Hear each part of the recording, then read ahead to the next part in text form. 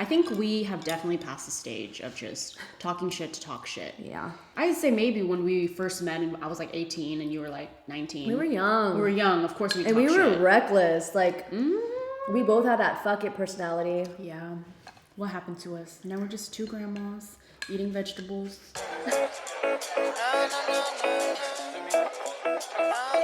Hello everybody, welcome back to my channel. Today I have the Sophia Chang, my best friend, here on my channel. We're doing a mukbang because this was really highly requested, and we're down for some food and some girl talk. Today we are eating vegan food. Everything's vegan here. We got orange chicken, yes, vegan egg rolls, vegan yellow curry, and vegan stir fry with cauliflower. We're just gonna get to eating. There are some questions, actually not some, there's a lot of questions that you guys asked last night on Instagram, so we're gonna start eating, and then we're gonna start answering questions. Yay! Sikban! 잘 먹겠습니다. I can never eat without rice.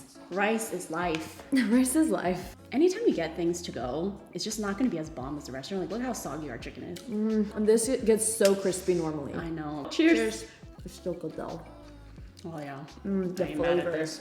Okay, so let's get to answering the questions. The first one, and it's very juicy. Honestly, probably a little controversial, but we want to talk about it. We're going straight in. We're going straight in. How do you feel about the use of marijuana and vaping and the continued use as an influencer? So I vape, but it's not something that I broadcast on my channel or Instagram. I used to maybe back in the day. That's when I was younger and just more immature. And not that it's immature to post that, but I just don't, I choose not to. You just changed, yeah. Yeah, but I don't mind if people do want to share that, if that's a part of them. And I think that a lot of influencers became influencers by mistake, accident, or coincidence, whatever it is. It wasn't something like intentional. So for me, yes, I may be what they call an influencer, but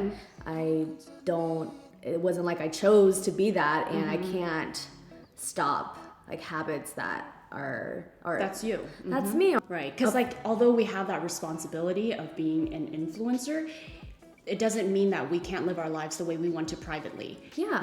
Like, of course we're only trying to influence whatever we put out there, but who we are or like what we like to do in our private time should not be judged or picked apart, because at the end of the day, we're just human beings, Exactly. So, I mean, I think that it's fine. I'm not sitting here telling little kids like go buy a vape, but it's like a thing that I actually do and struggle with and try to quit, but it's difficult. And everyone has their thing that they do. I think it's easy for anyone that does not have certain habits to tell someone else, like, why do you do it? You should stop. But everyone has their own thing. For me, I don't vape nicotine, but I do use weed. So if you're from California or states where it's legal, I think it's like you tell anyone and they're like, okay, not surprised. Or they're even like, wait, you don't smoke? But then of course there are places in the world like Asia or Middle America where it's not, It's not okay. I think both of us understand that it's not something that you can just openly talk about, so therefore we just don't. Yeah. But we're not judging other people who do. Everyone is aware of the side effects, of course. But sometimes it may not just be as easy as quitting. And for someone to judge and say, you should quit, not knowing how difficult it actually is to quit, it's like, what makes you think the person didn't already try or maybe is trying? Right. So it's so easy for people to say that. Like for me, I'm not addicted. But you smoke for medical reasons. Right. Like her back pains. You will hardly ever see me in public. Yeah, like just it's always at night because I deal with the pain that I deal with. I have fibro. I've been vaping for a while before it was a trend. I mean, it's been like 5-6 years, and it's not something that I'm proud of, but it's a habit that I picked up from stress and being around like my dad, who is a heavy smoker, and that's something that I thought I would never do, but I guess in reality, what you grow up in your environment, like all comes full circle. So I'm trying to stop, y'all. It's been, Weylie knows how much like I think about it and stress about it, but it helps me. No, I don't want to say helps me because it's really not helping me, but I can get through like stressful times or when I feel anxious as long as I'm vaping and I got some coffee. My work ethic goes from like 0 to 100. I mean, this is just controversial. So many people have so many different opinions on it, but that's where we stand. I've talked about it before because some of y'all caught my bong in my videos and y'all like, oh, y'all smoke. Oh, I remember that. And I mean, we do, but whenever people put it in that context, it almost makes me feel like a little cringy. I'm like, I'm not, and some people do it just socially for fun and they love that and that's cool. But I think for me, I feel a little misunderstood because I'm like, no, I'm not just sitting at home getting blazed and being unproductive and just getting the munchies. You know, like I feel like I'm a different type of weed smoker. I definitely use it for medical reasons, pretty much strictly CBD and sometimes a little THC because it helps put me to sleep. But there's that. So I have talked about it publicly before. And of course, a lot of people understood. A lot of people were like, girl, you don't even have to tell us. We already know. And then there are people that are like, I cannot believe you, Weylie, how dare you?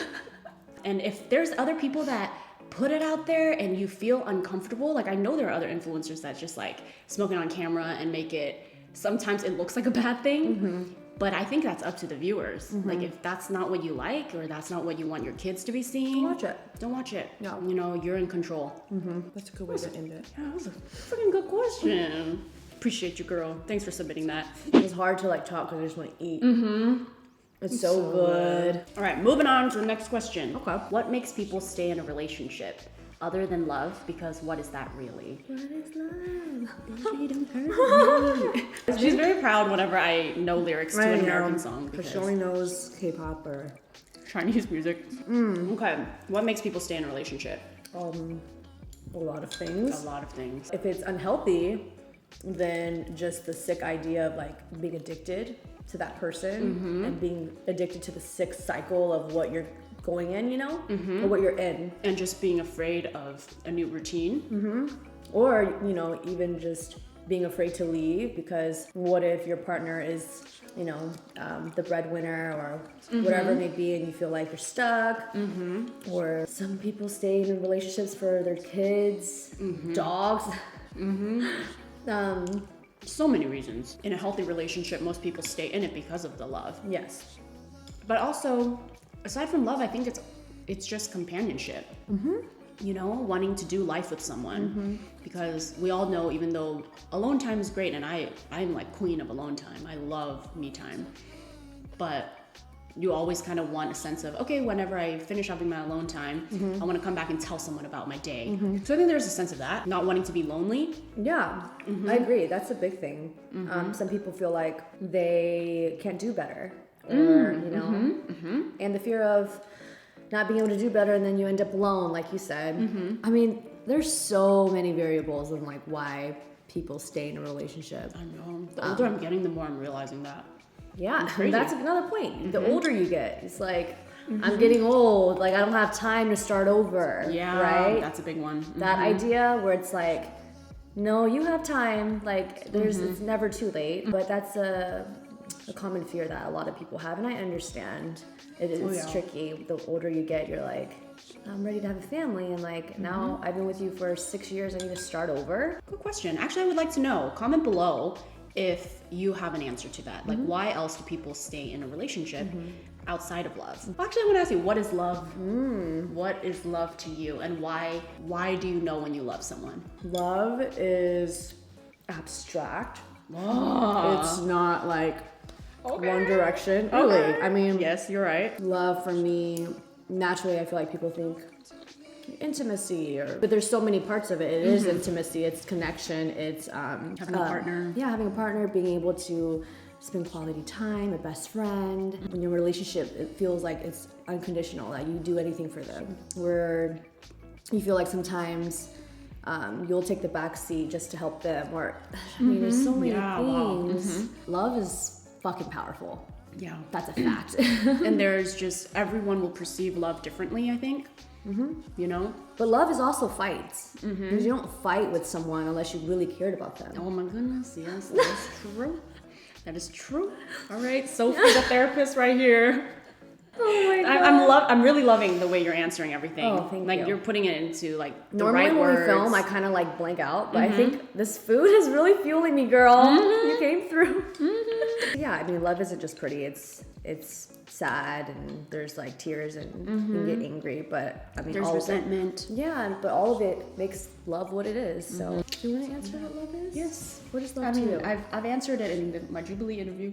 Oh. Well, I agree with everything you just said. I think, yeah, love is all of that. And I think for me, when I realized that I loved Wah, it wasn't like a moment where I like I woke up one day and I was like, oh, like I love him. It was like, I think in the beginning of the relationship, I went through a lot of like, do I love him? Like, is this love? You know? Especially when it's your first love, you don't know what it feels like. So I was like confused with the idea. And I think when you really love the person, you will always have an understanding for them. No matter how they fuck up sometimes, you still love them through all that. Yeah. And you want them to succeed even more than you want to succeed. You want them to be healthy more than you want yourself to be healthy. It becomes so unselfish. Like you just want everything that's good for them. And like you said, you would rather take the back seat sometimes just so that they're good and that they're happy. It's like the way we feel about our dogs. Like if they're sick, we're like, oh my god, the world's ending. And when we're sick, we're like, eh.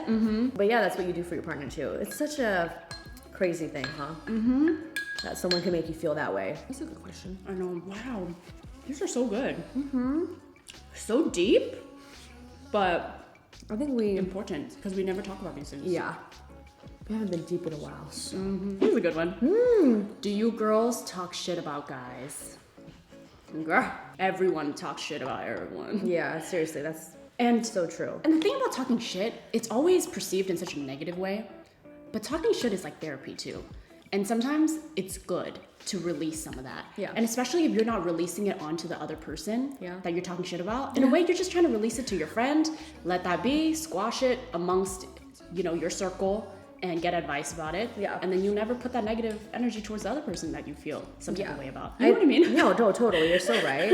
I think that, what seems so negative is talking shit, like just saying that, but you're not really trying to talk shit, if we're talking about guys, then we're updating each other on a fight that happened, or we're connecting with each other on like if we updating each other if we haven't seen each other in a while, or if we're upset and our partner isn't coming through, then we try to get advice from each other so we can be level-headed and then go back to the situation, handle it. Yeah. There's so many reasons why girls talk, and guys do it less, which sucks because I feel like it's so boring to be a guy sometimes. You go through something and you're like alone. I don't know. Everyone does things behind people's back. Everyone does. Yeah. And I think to a certain extent it's healthy to like let that out versus projecting that anger towards someone. And then maybe sometimes the things you're venting about strictly just comes from a jealous place in your heart. When you share that with your friends, sometimes your friend would check you and tell you. Sometimes you learn from a different perspective by talking shit. And I think that as long as you're doing it with the right people, I don't even think we should call it talking shit, Right. If you're talking to your close friend, then you're just having a conversation about some negative stuff in your life.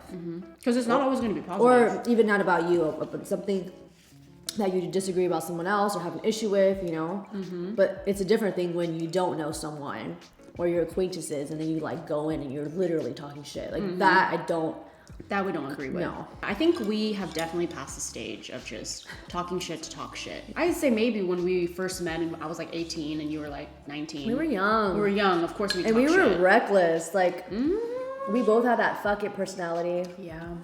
What happened to us? Now we're just two grandmas eating vegetables. I almost feel disgusted when I just talk shit about someone without any context, just strictly hating on like, their outfit. Like, why am I doing that? It makes me feel so stupid. I could do this video every day. This is very entertaining. Give me some food, some juicy questions. Dance off battle. Okay, can we not? You already know who's gonna win that one. Do you know how uncoordinated I am? Do you ever see me posting shuffling videos? Please. You were trying to learn. I was teaching her at Coachella and she was slowly getting it. Ooh. That's a good one. Okay. I want you to answer that one. Okay, here it goes. Here it goes. Are you allowed to have good single male friends while being in a relationship? Take it away. 100% yes. Take it away. The heck? And this goes back to, with age, you will realize it's very healthy. Just because you're in a relationship doesn't mean you're tied down, and you know your partner doesn't own you. And if he can't let you have guy friends, then he is very insecure. It's a huge red flag. He's very overprotective, and like really that future of that relationship is not gonna last. Oh my god, me and Weylie have so many single guy friends in our that we would hang out with in our group. alone. Like, yeah, I could be here with a single guy friend and it'd be no problem. And for you too, while like if you're hanging out with Ernie, or Chi, or even if I fell asleep at their house and I stayed the night. oh my god, I mean, like our group is like probably so close we could sleep on the same bed with him. Not that we do, but just like be on opposite sides and like sleep, and like our partners would share. I just think that it depends on the guy, right? And does your partner know that guy? Are they friends? And they don't have to be friends, because maybe this is a friend that one of your old guy friends that your boyfriend has never met, but you tell them like there's history there and you should trust me. But if it's a new guy, then okay, I understand, because if the roles were reversed and my partner just met this girl and is like hanging out with her all the time, then that's weird. But if you're bonding like friendships that have history, or the whole group knows them, or a guy that's really cool with your man, then I mean, oh my god, like we have a great group and we all hang out with each other individually, and it's so healthy. Things that I can talk to you about is not what I talk to Ernie about. Like, to get a male perspective, that's so great. I agree 100%. I know you do. I mean, luckily I've never had that issue. He's always been very trusting, and I think that's where your relationship has to start off with. It's not about like, oh, is it okay? It's more of, you need to establish what type of relationship you have with the other person. Because like you said, you don't own the other person. Imagine if you weren't with your boyfriend or your girlfriend, what would you do? You would hang out with the other person, but then why does that change once you're with someone? I mean, it could get complicated because depending on the person, like some people may have been cheated on. They just have trust issues, which I understand, and then there are some people who just had bad experiences, maybe with their childhood, with their parents. So it's really hard to say, but if you're just asking for us within our circle, we do feel like it is okay because there is that trust in our friend group and it's never been an issue. If ever you're in that situation, I think first and foremost, as the partner, what's respectful is to at least let your partner know. Don't just go off with the person and then make them feel uncomfortable. You have to set it up right. Still respect your partner, but also, do what you want to do in a good way. That's what happened to me a long time ago in a few relationships before, where they had an issue with my neighbor who I was like this with, and he asked me, is there something going on? Should I be worried? And I'm like, no, like please believe me when I tell you this. Like he's such a good friend to me. He's like a brother. Please trust me, and that resolved it. And sometimes it won't. And depending on the situation, and you got to weigh it out, like what's more important to you, like this friendship or this my relationship. And I'm not saying that you have to pick, but sometimes if your partner feels these things, that he's not trying to be like a dick about it, but it's like what he feels, you can't also disregard that. Because you still got to respect your partner. So whether it's like talking about it and saying, well, I'll hang out with him when you're around, or I still want to see him, but I want to make you feel comfortable. Like, what can we do to resolve this? It really depends on the situation. Because then I just suddenly thought of another scenario where if you're married and you have kids, and then your man is always hanging out with his best girlfriend and not being home and doing his responsibilities, even though that is his best girlfriend and you know her, but then maybe you feel like, well, we have a kid at home, and then now you kind of just hanging out. So, oh my goodness, the scenarios are endless. Yeah, because that one, I feel the girl. It's like, your best friend's cool. She can come hang out with us at the house with the kids while you clean the house. Right. So it really depends on the situation. If you can't communicate with your man about, or your woman's about anything, first and foremost, that should be the first person you can communicate things with, especially if you're doing life with them. So I agree. I think with time that comes too. Some people always question like, well, but I don't have that. It's built upon. It doesn't you have to work on it yourself too. This doesn't happen, in thin air. You have to practice it. I don't even have to edit this video. There's like absolutely no cuts. This was good. This was really good. Fun. Yeah, I really enjoyed this. I really enjoyed the food. I know, it was delicious. That is all. If you guys want to follow us on socials, here's our Instagrams. Here it is. We usually announce whenever we upload a video there, so you can stay updated. And that's it. See you guys in the next one. Bye. Is this always our outro? Bye. Mine is bye. Bye. And then Jenda's bye. Sometimes when I say bye and I'm editing, I'm like, why do I sound like that? Same. I just want to be like, okay, bye. Like it doesn't just want to be cool. Bye. Like we have to be so like we're 8 years old. All right, bye. Bye. I can't even reach it. I don't want your love. Don't come to me.